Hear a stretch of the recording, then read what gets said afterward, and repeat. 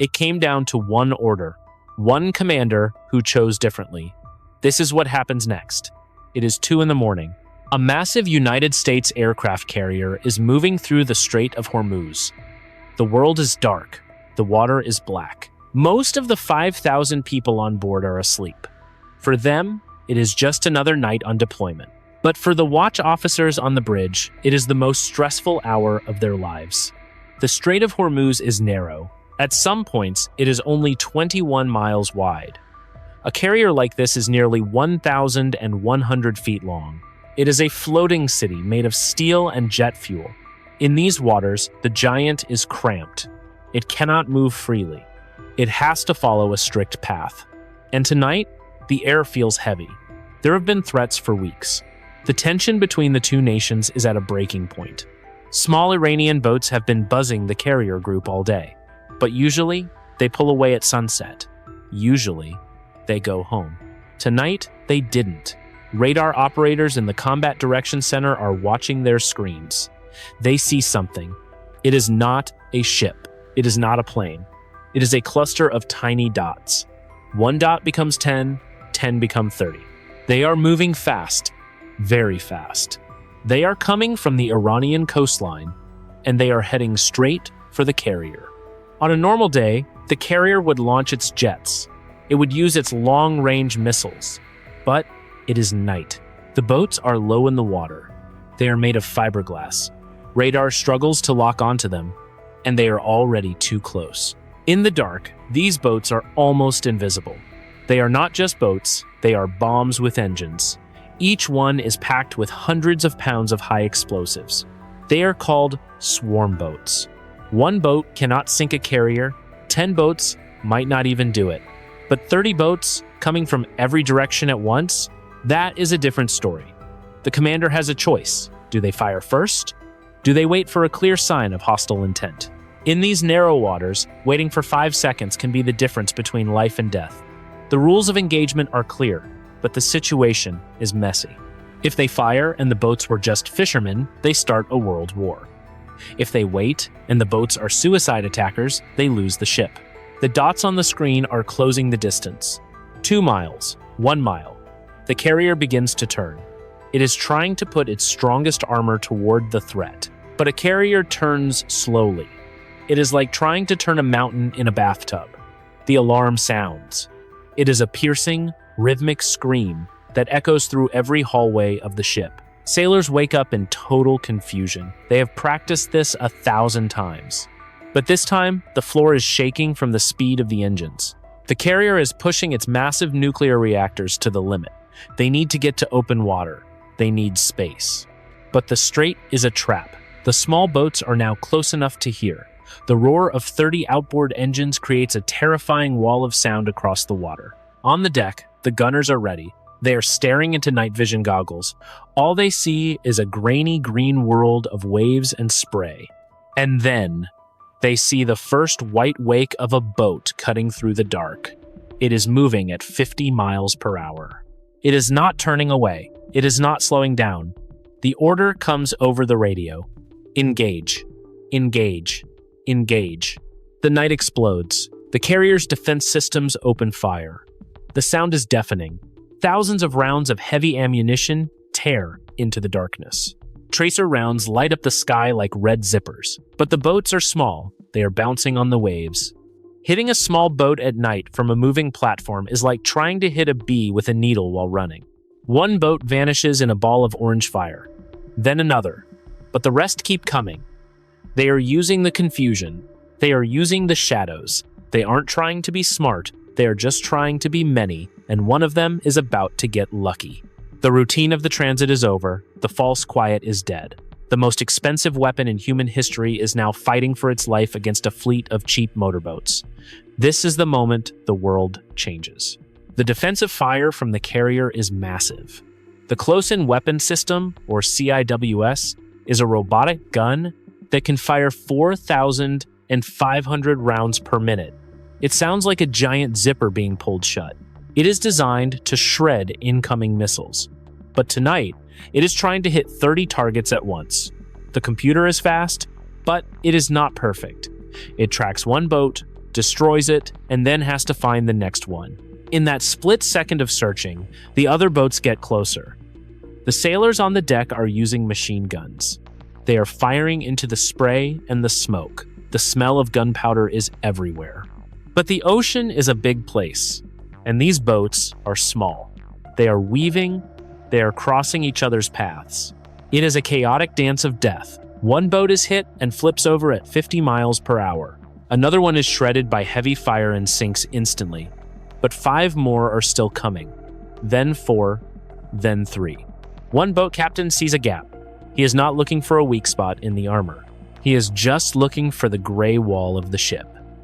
He pushes his throttle all the way forward. He is less than 500 yards away. At this distance, the carrier's biggest guns cannot aim low enough to hit him.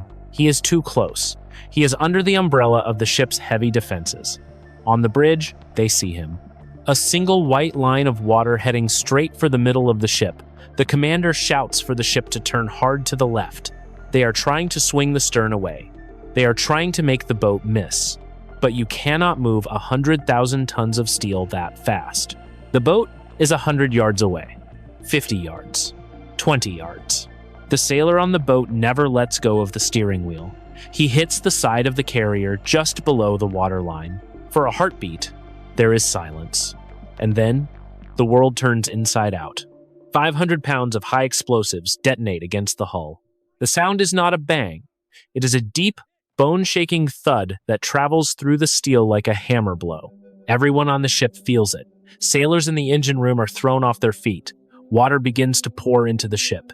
The hull is 10 feet wide. In a normal boat, this would be the end. But a carrier is built to survive. It has thousands of small compartments. The crew immediately begins to seal the doors. They are trying to trap the water in one place. But the explosion did more than just poke a hole. It buckled the steel, it broke fuel lines, it snapped electrical cables. Half of the lights on the ship go out. The carrier is now tilting. It is only a few degrees, but on a ship this big, you feel it. Everything that isn't bolted down begins to slide, and the attack isn't over. The other boats saw the hit. They know the giant is wounded. They are closing in for the kill. The carrier is no longer a hunter. It is a target, and it is still trapped in the narrow waters of the strait. The sailors who were asleep 5 minutes ago are now running through dark hallways. They are carrying heavy equipment. They are stepping through freezing seawater. The ship is screaming. Not just the alarms, but the sound of metal twisting under the weight of the ocean. Outside, the air is thick with smoke. The ocean is burning. The fuel from the destroyed boats has caught fire on the surface of the water. The carrier is sailing through a lake of flame. This was the nightmare the Navy feared for decades. The billion-dollar ship was beaten by a $100 plan. Now, the struggle to keep the ship afloat begins. If they lose power, they lose the ability to fight back. And if they lose the ability to fight back, the rest of the swarm will finish what the first boat started. The commander looks at the map. They are still miles from the open sea. Every minute they spend in the strait is another minute they could die. But they cannot leave yet. The ship is too heavy with water. They have to fix the hull while the enemy is still shooting. The sound of the explosion is still ringing in everyone's ears. 100,000 tons of steel just shook like a leaf in the wind. The hit was low. It was below the waterline. That is the worst place for a ship to be hit. When a ship takes a hit above the water, it burns. When a ship takes a hit below the water, it dies. The ocean is now pushing its way inside. It is not a trickle. It is a wall of water moving with the force of a fire hose. The sailors in the lower decks are the first to know. They are working in total darkness because the explosion snapped the main power lines in that section. They are waist deep in oily, freezing seawater in less than a minute. They have to find the heavy steel doors in the dark. They have to pull them shut and lock them. This is the hardest choice a sailor ever makes. To save the ship, you have to seal the room, even if there are people still inside. That is the cold math of naval warfare. If they do not seal that room, the carrier will continue to tilt. If it tilts too far, the flight deck becomes useless. The jets cannot take off if the floor is at an angle. And if the jets cannot take off, the carrier is just a very expensive target. Up on the bridge, the commander is looking at a board of red lights. Every red light is a system that has failed. The main radar is flickering. The communication with the other ships in the group is breaking up. This is exactly what the enemy wanted. They did not need to sink the carrier with one boat. They just needed to blind it. They just needed to make it stumble. Outside, the rest of the swarm is seeing the smoke. They see the giant ship slowing down. They see the tracer rounds from the carrier's guns getting wilder and less accurate. The Iranian commanders on the shore are watching their own screens. They know they have a window of opportunity. They order the second wave to launch. Another 20 boats roar into the dark. These boats are different. The first wave was meant to distract and damage. The second wave is meant to kill. They are not just aiming for the middle of the ship anymore. They are aiming for the propellers. They are aiming for the rudders. If they can stop the carrier from moving, the battle is over. A dead ship in the Strait of Hormuz is a sitting duck. The destroyers and cruisers surrounding the carrier are trying to help. They are firing their own guns into the dark. But they are terrified of hitting the carrier by mistake. The water is too crowded. There are too many boats, too much smoke, and too much fire. The radar screens on the destroyers are a mess of noise.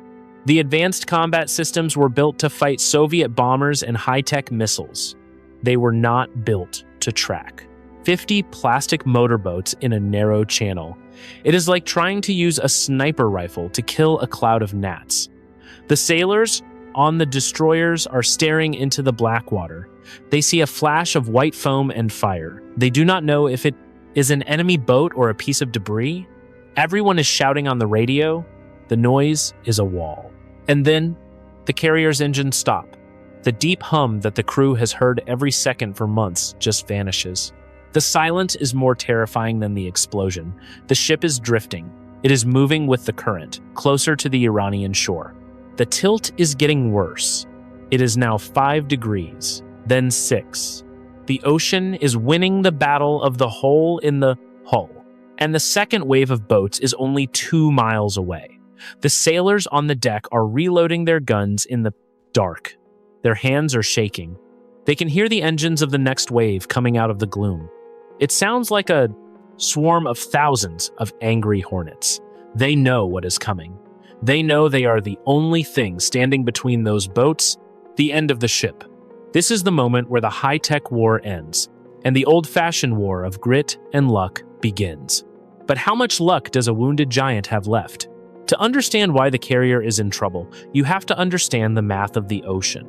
Naval warfare used to be about big ships fighting other big ships. The side with the biggest guns and the thickest armor usually won. But that world is gone. Today, the United States carrier is the most powerful thing on the water. It costs $13 billion to build. It carries 80 high-tech jets. It is protected by a ring of destroyers that can see a bird from 100 miles away. On paper, nothing should be able to touch it. But the swarm changes the math. An Iranian fast attack boat is made of fiberglass. It has 2 or 3 outboard motors on the back. It is basically a very fast fishing boat. You can build one for $20,000. You can build 1,000 of them for the price of one single fighter jet. When you send 30 or 40 of these boats at a carrier, you are not trying to outthink the carrier. You are trying to overwhelm it. The carrier's defense systems are like a world-class goalie.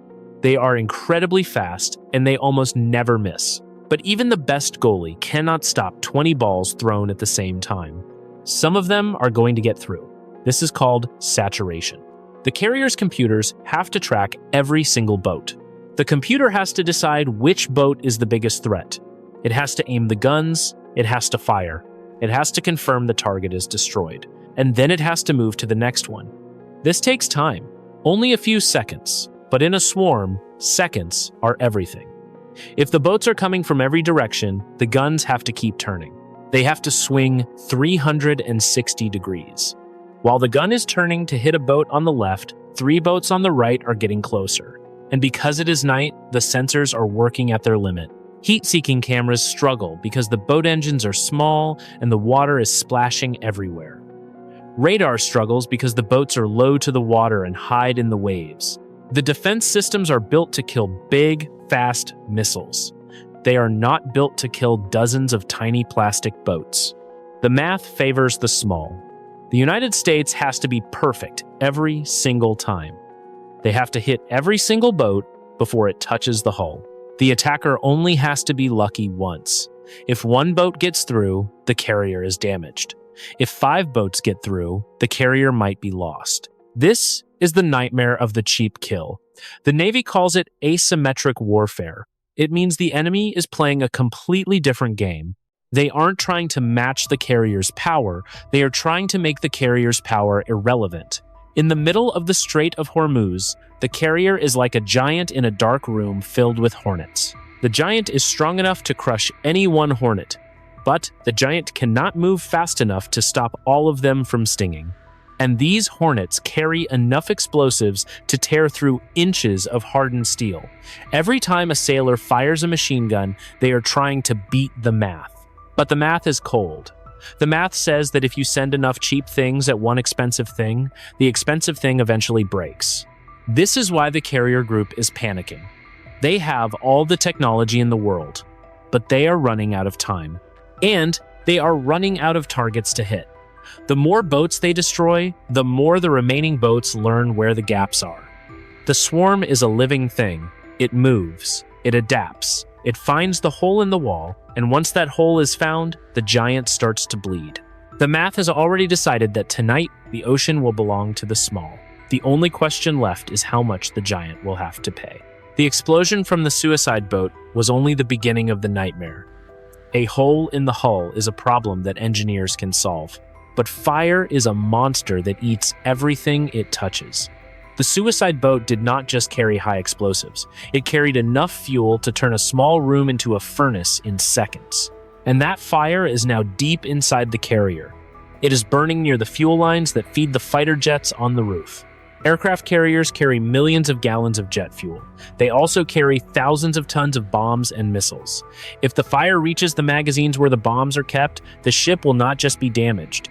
The ship will cease to exist. This is the second consequence of the attack. The crew is no longer just fighting an enemy on the water. They are fighting a timer that they cannot see. Deep inside the ship, the air has turned into thick, black soup. The smoke is so heavy that flashlight beams cannot cut through it. Sailors are wearing emergency breathing masks. They are crawling on the floor because the heat is too intense to stand up. The steel walls are starting to glow a dull red. They are using massive hoses to spray a thick white foam onto the flames. But the foam is running out. The pumps that move the foam through the ship are losing power. The carrier is still tilting 5 degrees to the right. This means the foam is sliding away from the fire. It is pooling in the corners of the rooms. The sailors have to stand in the fire to fight it. They are exhausted. They have been awake for 20 hours and fighting for their lives for 20 minutes. But they cannot stop. Every time they put out one flame, the heat from the metal starts another one behind them. Up on the flight deck, the situation is even worse. Because the ship is tilting, the fighter jets are starting to strain against their chains.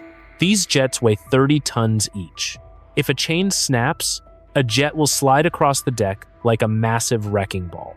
It will crush anything and anyone in its path, and the deck is covered in spilled fuel and salt water. The crew on the deck is trying to move the jets to the other side of the ship. They are trying to balance the weight. They are doing this while the ship is still moving through the dark, and they are doing this while the enemy is still watching. The second wave of boats is now close enough that the sailors can see the faces of the attackers. The carrier's escort ships are firing everything they have. The destroyers are launching small missiles to stop the boats. The sound of the battle is a constant roar. But the destroyers are having a hard time. They are designed to protect the carrier from submarines and jets. They are not designed to be a shield against 50 small targets at once. The commander of one destroyer has to make a choice. He can stay close to the carrier and act as a physical shield, or he can pull away and try to hunt the boats in the dark. If he stays, he might get hit by a suicide boat meant for the carrier. If he pulls away, the carrier is wide open. He chooses to stay. His ship moves into the path of a cluster of 3 boats. The destroyer's guns tear the first boat apart. The second boat explodes in a massive fountain of water, but the third boat zigzags. It misses the destroyer and heads straight for the carrier's propellers. If the carrier loses its propellers, it cannot steer. If it cannot steer, it will drift into the shallow water near the Iranian coast. And if that happens, the carrier becomes a target for the heavy missiles on the shore. The sailors on the carrier's deck see the boat coming. They have no more automated guns left on that side of the ship. They pick up rifles. They are firing into the dark, hoping for a lucky shot. The boat is 50 yards away. The engine of the boat is screaming. The sailor on the boat is not afraid. He is focused on the massive wall of steel in front of him. He is seconds away from ending the career of a ship that costs more than his entire town. And then, a helicopter appears from the smoke. It is a Seahawk from the carrier's own squadron. The pilot is flying just 10 feet above the waves. The door gunner is leaning out into the wind. He opens fire with a heavy machine gun. The bullets kick up lines of white water. They find the engine of the boat. The boat veers to the left. It misses the propellers by only 10 feet. It explodes harmlessly in the wake of the carrier. The giant is safe for another minute. But the fire inside is still growing. The smoke is rising from the elevators. The world is watching. Satellites are already sending the images of the burning carrier to every capital city on Earth. The price of oil has already jumped $20 a barrel. The battle is not just about a ship anymore. It is about whether the world's most powerful military can be humbled by a fleet of motorboats. The third wave of boats is coming, and the carrier's crew is starting to wonder if they have enough bullets left to stop them. The ocean itself is now on fire. It is a detail most people do not think about when they imagine a sea battle. The suicide boats were not just carrying explosives. They were carrying hundreds of gallons of high-grade gasoline and diesel. When those boats were shredded by the carrier's guns, that fuel did not just vanish. It spread across the surface of the black water. And then it ignited. Now, the carrier is not just moving through waves. It is moving through a lake of orange flame that stretches for hundreds of yards. The heat is so intense that it is blistering the gray paint on the side of the ship. This creates a new and deadly problem for the crew inside. The carrier needs air. Its massive ventilation systems suck in thousands of cubic feet of air every minute to keep the engines running and the crew breathing. But right now, those vents are sucking in smoke. They are sucking in the fumes of burning gasoline and the smell of melting plastic. Deep inside the ship, the air has turned yellow and toxic. The sailors who are already struggling to plug the hole in the hull are now choking. They are wearing gas masks, but the masks only last so long, and the heat from the fire outside is radiating through the steel. If you touch the interior wall of the ship near the waterline, it will take the skin off your hand. The carrier is still listing to the side. The tilt has reached 7 degrees. 7 degrees does not sound like much when you are on land. But on a ship the size of 3 football fields, it is a disaster.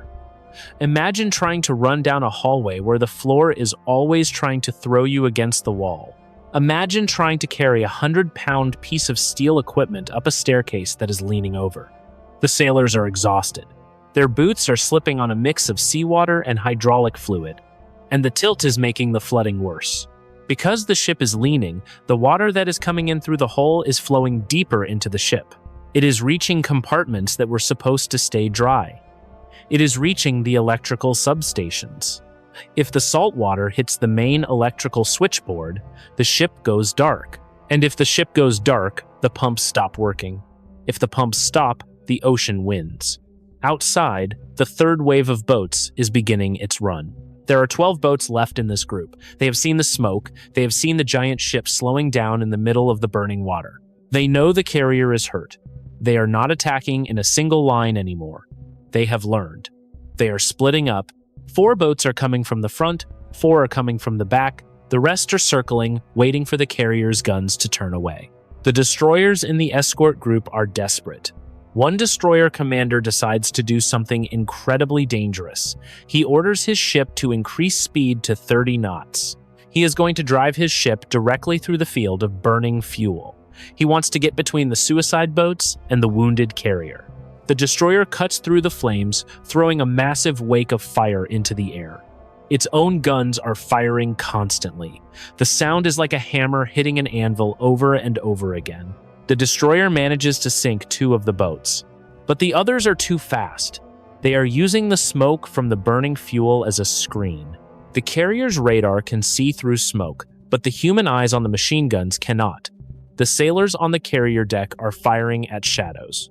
They are firing at the sound of engines. They are terrified that the next explosion will be the one that breaks the ship's back. The carrier is now only 5 miles from the narrowest part of the strait. The water there is shallower, the current is stronger.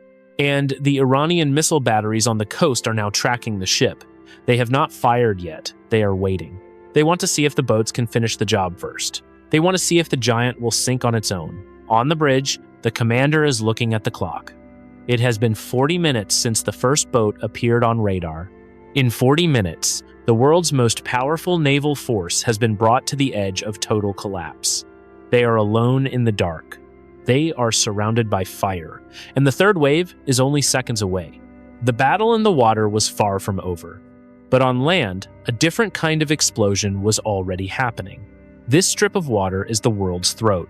1/5 of all the oil used on Earth passes through this narrow channel. When the first distress signal went out from the carrier, the world's computers noticed immediately. At first, it was just a rumor. Then, the first images appeared. A grainy photo of a burning ship against a black sky. That was all it took. The people who run the global markets did not wait for a press conference. They did not wait to see if the carrier survived. They saw fire in the Strait of Hormuz and they hit the panic button. The price of oil is not set by how much oil exists. It is set by how much people fear they might lose. And tonight, the fear was total. Within 1 hour of the first boat hitting the hull, the price of crude oil jumped by $20 a barrel. By the second hour, it had jumped by 50. It was the single largest price spike in human history. But the price of oil was only the beginning of the problem. There is something called maritime insurance. Every tanker and cargo ship in the world is insured. If you want to sail through a dangerous place, you have to pay a premium. As the sun began to rise over the burning water, the insurance companies in London made a decision. They declared the entire Persian Gulf a total loss zone. This meant that no insurance company would cover any ship in those waters. Without insurance, a ship is not allowed to enter a port. Captains were ordered to stop their engines immediately. Tankers that were halfway through the strait simply dropped anchor. They were afraid of the suicide boats. They were afraid of the missiles on the shore. But mostly, they were afraid of losing $1 billion of cargo without a safety net. Suddenly, the flow of energy to the rest of the world just stopped. It was like a kink in a garden hose. In Japan, the government held an emergency meeting because they only have a few weeks of oil in reserve. In Europe, the power companies began to calculate how many days of electricity they had left. In the United States, the price of gasoline at the pump doubled in a single afternoon. It was not because there was no gas. It was because everyone knew there might be no gas tomorrow. People began to panic. Long lines formed at gas stations from California to Maine. The stock market began to melt down. Trillions of dollars in value evaporated in a single day of trading. The world realized something very uncomfortable that morning. The global economy is built on the idea that the ocean is safe. It is built on the idea that the United States Navy makes the rules. If a fleet of cheap motorboats can cripple a carrier, then the ocean is no longer safe. And if the ocean is not safe, the modern world cannot function. The carrier was still fighting for its life in the smoke. The crew was still trying to put out the fires and plug the holes. But the damage was already done to everyone else. The Hormuz premium was no longer a theory in a textbook. It was the reason a mother in Ohio couldn't afford to drive her kids to school. It was the reason a factory in Germany had to turn off its machines. The Iranian commanders knew this would happen. They didn't need to win a long war. They just needed to show that they could break the hose. They wanted to prove that the giant was protecting a system that was incredibly fragile. And as the sun rose higher, the smoke from the carrier was visible for 50 miles. It was a signal to every other nation on Earth. The era of cheap, easy energy was over, and the era of the invincible carrier was burning with it. The question was no longer who won the battle. The question was whether the world could ever afford to go back to the way things were. The ripple effect was turning into a tidal wave, and it was heading for every shore on the planet. The carrier did not sink that night. It stayed afloat. But in the world of military power, something much more important was destroyed. The idea of the invincible ship was dead. For 80 years, the aircraft carrier was the undisputed king of the ocean. If you had a carrier, you controlled the sea. If you didn't, you stayed close to home. It was a symbol of absolute power that no one dared to touch. But one night in the Strait of Hormuz changed the math forever.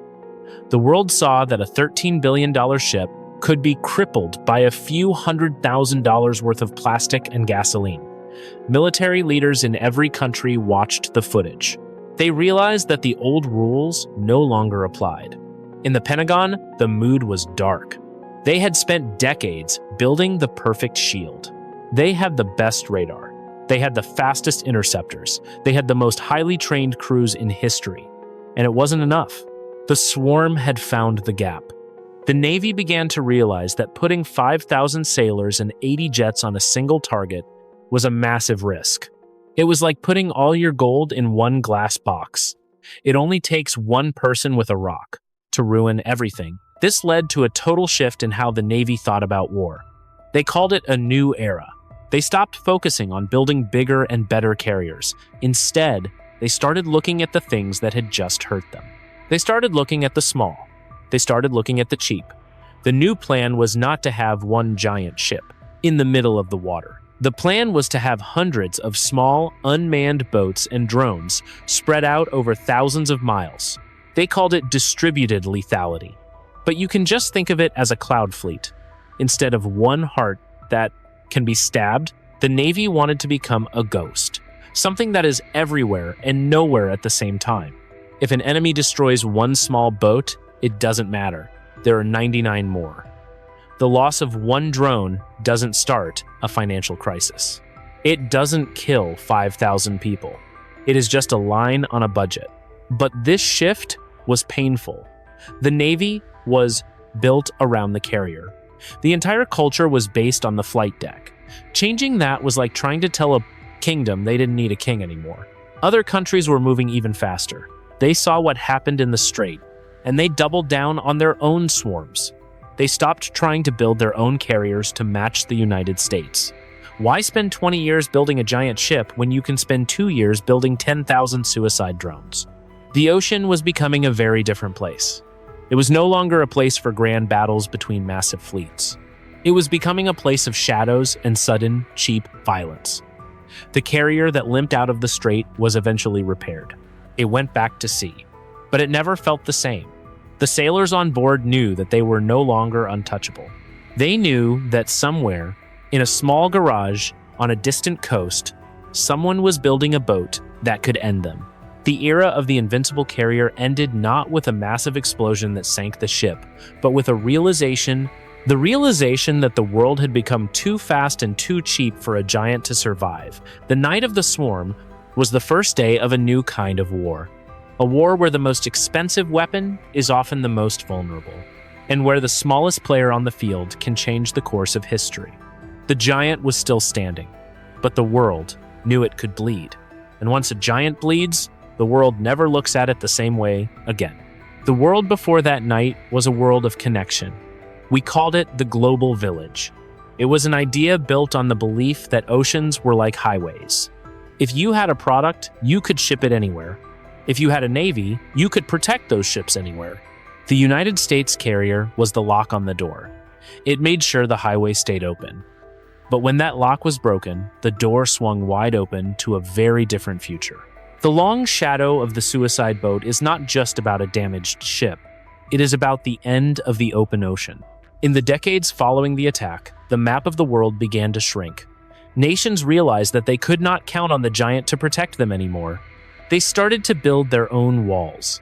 But these were not walls made of brick and stone. They were walls made of thousands of small, cheap sensors and drones. Every country with a coastline began to build what experts called an exclusion zone. They turned their shores into a place where no big ship could survive. If you were a small nation, you didn't need to compete with a superpower. You just needed enough drones to make the water around you too expensive to enter. This changed the way we buy and sell everything.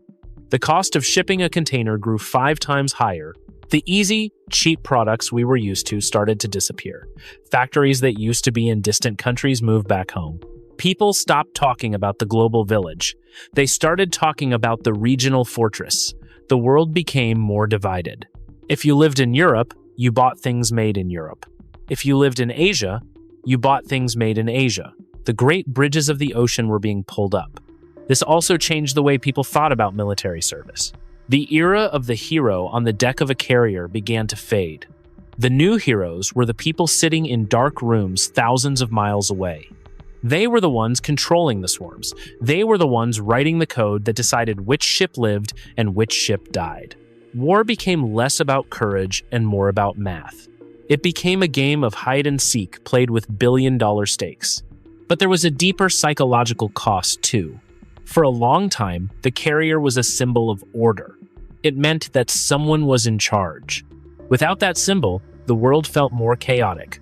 Smaller wars became more common. Because the big giant could no longer step in and stop a fight without risking everything, regional powers started to test their limits. They knew they could push further than before. They knew the giant was afraid of the cheap kill. The ocean, which had been a place of discovery and trade for 500 years, became a dark and lonely place. Ships started to turn off their lights at night. They stopped broadcasting their locations. They became ghosts in the fog. We went back to a time when the sea was a place of mystery and danger. The long shadow of the swarm reached into every home on Earth. It was in the price of the food on the table. It was in the news of the latest small war on a distant coast. It was in the feeling that the world was getting smaller and more dangerous. The carrier was eventually retired and turned into a museum. People take their children to see it. They look at the massive steel walls and the giant jets. They wonder how something so big could have been so vulnerable. They don't understand that the carrier wasn't killed by a better ship. It was killed by a change in how we think about value. It was killed by the realization that 1,000 small things are stronger than one big thing.